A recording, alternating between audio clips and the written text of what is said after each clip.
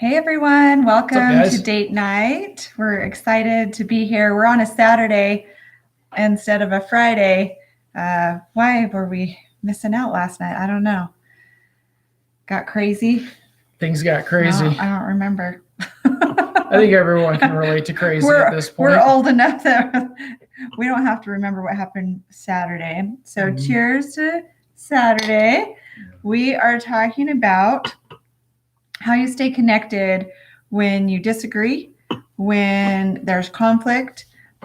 This is, man, this is a good week for that with everything that happened at the Capitol. Could bring up a lot of emotion in people, and even couples could disagree about things that went on.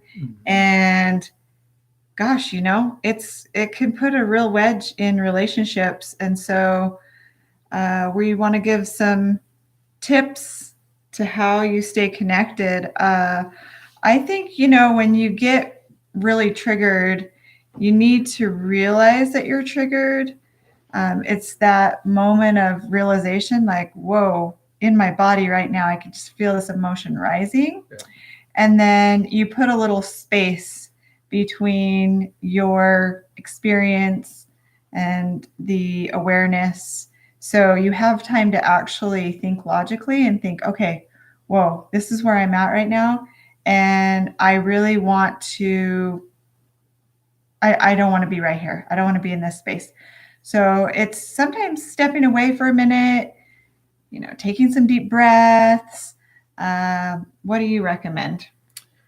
Well, I recommend what she did for me because I tend to be someone that I respond very emotionally. I come from, my emotions will come up at first. And so one of the things that I'm working on and getting better at is not being in that emotional space when I respond to things. So, for example, like if someone were to say something to me or bring something up that maybe triggers something in me emotionally, that's the big key. Is like when there's a disagreement on something, a lot of times it's something that's deeper inside of us that's triggering something. Because just disagreeing, like if she's like, hey, I want to go out to dinner and I want to go eat here, and I'm like, oh, I want to go eat here, that's not like an emotionally charged situation. It depends on the subject, what you're talking about. So what we have to constantly do is ask ourselves when that emotion's like, and it wants to come up and just, and we just want to get it all out. And, I'm right, you're right, and all the emotions there. We really have to do our work in between situations like that and be proactive instead of reactive and say, why do I get triggered? Whenever, my friends at work or someone brings up this topic, it seems like it always turns into a yelling match, right? And especially when we start talking about like, things like politics or, religion or just, beliefs in lifestyle and human rights even, which in my mind kind of blows me away that we are still debating, that humans should have all the rights, which they should. But what happens is when that comes up and we're there, it's like we come out like guns blazing, right? It's like, oh, I'm ready for this, or I'm ready to go. And I guarantee you, if you start talking about something like COVID or talking about the current political situation, things like that, there are people that will definitely have their views and opinions on those things, and they'll be ready to share those. The trick with that, I think the thing that's most important for me is to hold space, like Chrissy was saying. I think it's really important is they're sharing what they're feeling, what's going on, and it's not that they're trying to force me to believe that or agree with that as well, because They might be. They might be. But you have every right to believe and feel the way that you feel. You have every right to believe and feel the way that you feel. And when we feel like we're being attacked, we go on the defense. And we need not do that. What I recommend doing is breathing. And I'm saying this as much to me as I am to anyone else, to breathe, like Chrissy was saying, but then also get curious and ask questions. Questions are a good way to try and kind of diffuse and then get some dialogue. The issue that I see right now, not even just in couples, but in society, is we can't even have like a dialogue or discussion around things, it feels like at times, because people are so emotionally charged and there's so much history and there's so much, stuff that's just kind of wrapped up in what's going on. We've got to be able to have dialogue and to talk and to share, because if we can't really truly express what we're feeling with each other, we're never going to really truly feel understood. I had a great conversation here recently with a family member about how they didn't really feel like that I understood them, and they didn't feel understood.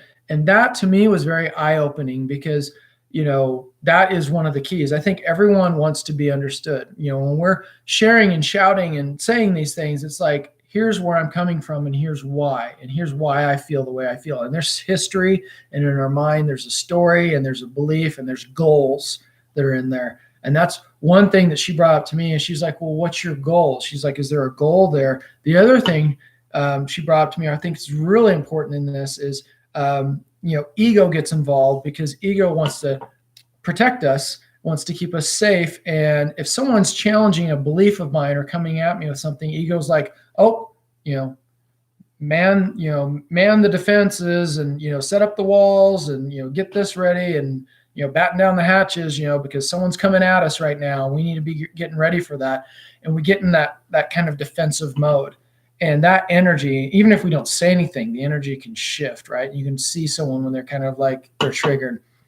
Coming from a place of, here's how I feel about this. How do you feel about this? Noticing our tone, how we talk to each other. Mm-hmm. I have a lot to say on this. The reason why I have a lot to say on this, you guys, is because I screw this one up all the time. I'm speaking from experience. I'm speaking and just sharing from you the things that I do wrong in these situations. That's why it's easy for me to talk about this, because I'm just going off of what I've done wrong in the past. Now, I don't always do things wrong. I think there's times that I do get things right, but when I get the things right, it's when I'm really willing to listen, and I'm really willing to be open, and I'm really just willing. Just because I'm open to someone and I'm acknowledging what they're saying doesn't mean that I have to agree with them, right? I mean, I don't know when it ever is said that, you just listening to someone and validating what they have to say, that somehow is, agreement, or that you somehow have acquiesced to what they want, or you've given up, or anything like that. It's like, no, that the thing is that we need to be willing to say, okay, I can see why you feel that way. That acknowledgement goes so far. Mm-hmm. Rather than saying, oh, here's where you're wrong, and we want to cut them off. We want to so much. We want to, we're debating, right? And we're just, here's my reason why.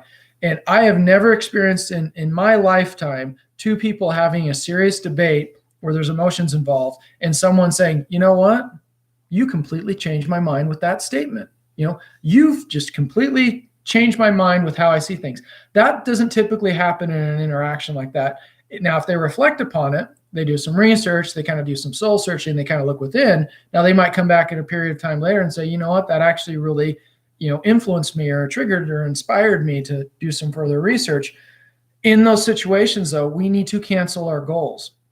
And we need to cancel the goal that the person needs to see it the way we see it, or that they need to validate what we're saying, or that, we're right, and they have to see that we're right. We need to cancel a lot of those goals. A lot of that stuff's just bullshit that's happening. It's more important